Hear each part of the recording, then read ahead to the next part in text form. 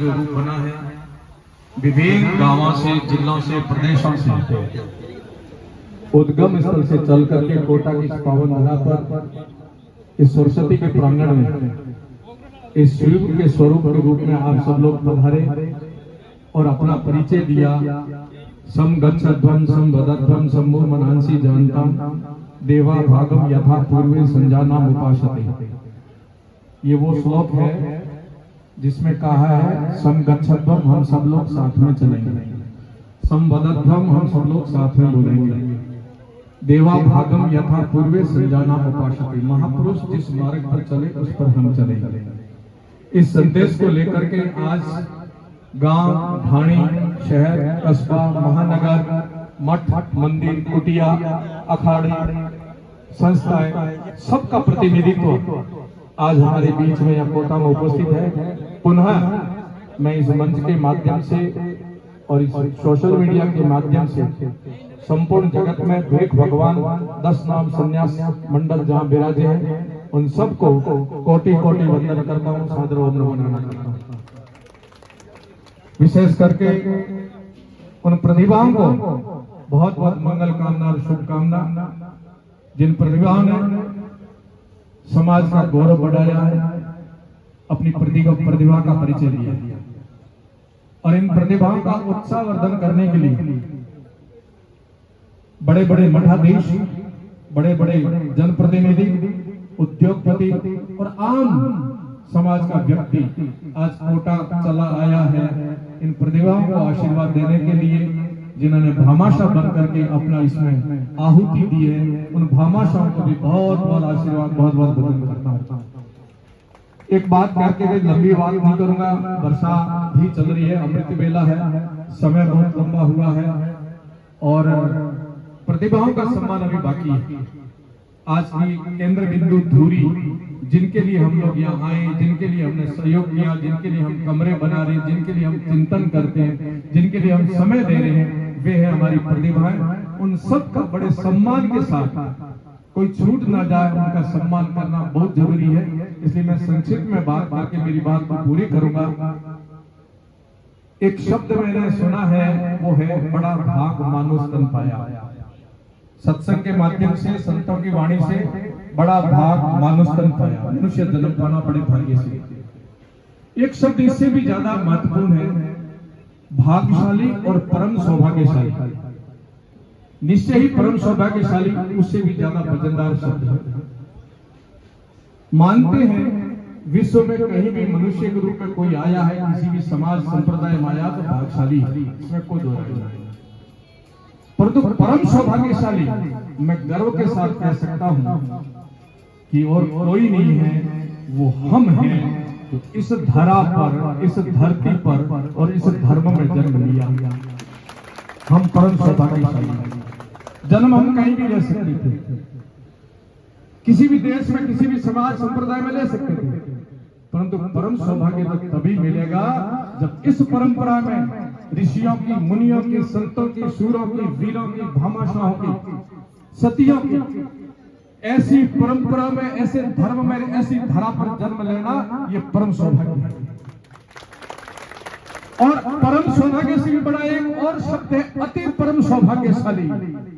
वो भी मैं विश्वास के साथ कह सकता हूं और कोई नहीं है जो मेरे मंच पर बैठे, मेरे सामने बैठे भेख भगवान इस समाज में जन्म लेना और माना धारण करना अति परम सौभाग्यशाली। ऐसे नहीं मिला है, ये गुरु पद ऐसे नहीं मिला है। जीवन जो मिलता है, पुनरअपि मरणम, पुनरअपि जन्म, फिर मरना, फिर जन्मना, ये कर्म के आधार पर है। हम सब ने पूर्व जन्म में बहुत तपस्या की होगी, बहुत दान किया होगा, बहुत पुण्य किया होगा, बहुत परमार्थ किया होगा, बहुत सेवा की होगी, तब हमने इस समाज में जन्म लिया। ये बाना धारण करने का परम सौभाग्य मिला है। अभी अभी प्रतिभाएं जिनको सम्मान कर रहे थे, उनके पिताजी फोटो खींच रहे थे चूरू वाले और बोले मैं इनका पिता हूं। तो मुझे एक शब्द याद आया कि पूत सपूत तो क्यों धन संचय, पूत कपूत तो क्यों धन संचय। माता पिता की पहचान जब संतानें बनाती है, तब समझना आपने संतान दी है। आप गांव गली से निकलो, समाज के मंच पर जाओ, कहीं भी खड़े हो, आपकी बेटे और बेटियों के कारण आपका परिचय और ये कह देखो फलाने के पिताजी माताजी जा रहे।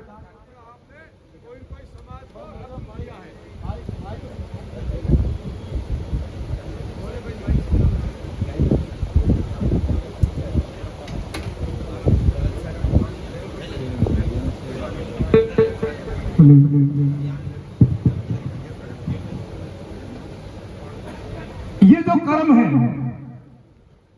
ये संतति कर्म है।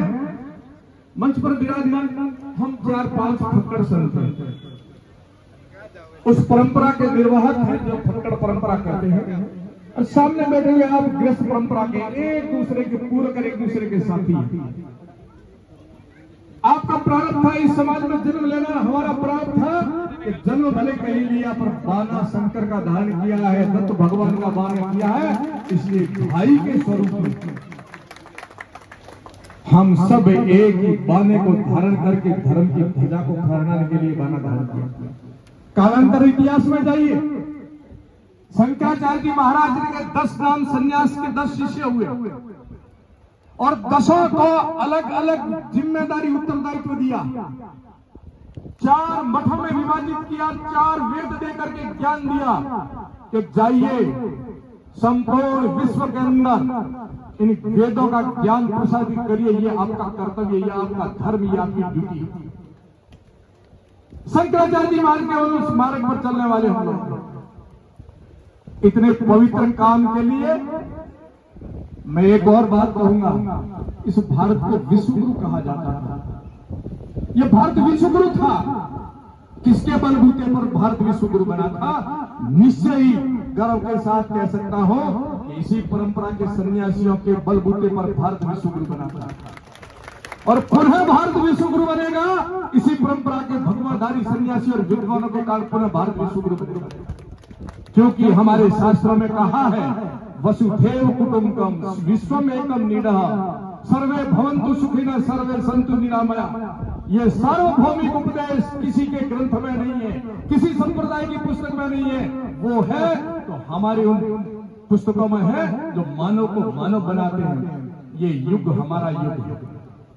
हमारे महापुरुषों ने अपना इतिहास स्वर्णिम अक्षरों में लिख के वो अपना कार्यकाल पूरा करके गए। ये कार्यकाल हमारा कार्यकाल है।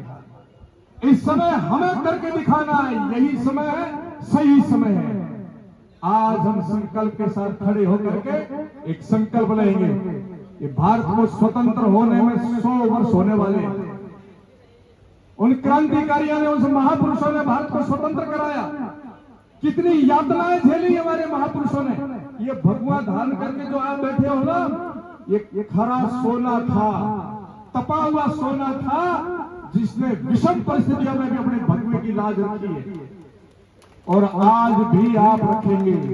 पूरा हिंदू समाज, संपूर्ण सनातन परंपरा आज भी भगवे का मान और सम्मान करती है और विश्वास भी रखती है कि संत है तो सब कुछ है। इसलिए पुनः भारत को विश्वगुरु बनाने में हम सबको कर्तव्य निभाना है कि मैं कोई सामान्य व्यक्ति नहीं हूं, मैं किसी सामान्य समाज में जन्म नहीं लिया है, मैं सनातन परंपरा के धर्म वाहक सन्यासी के घर, गोस्वामी के घर मैंने जन्म लिया है, दशनाम में जन्म लिया है। मेरा कर्तव्य बनता है, इसको मेरे पुरखों ने जिस प्रकार भारत को विश्वगुरु बनाया था, पुनः भारत को विश्वगुरु बनाने में मेरी भूमिका निभानी।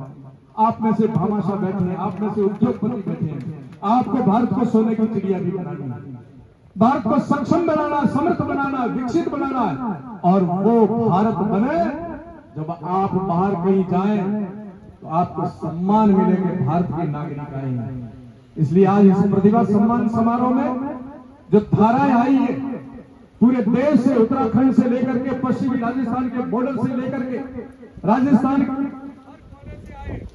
ये सब धाराएं हम सबको एक संकल्प लेकर के जाना है।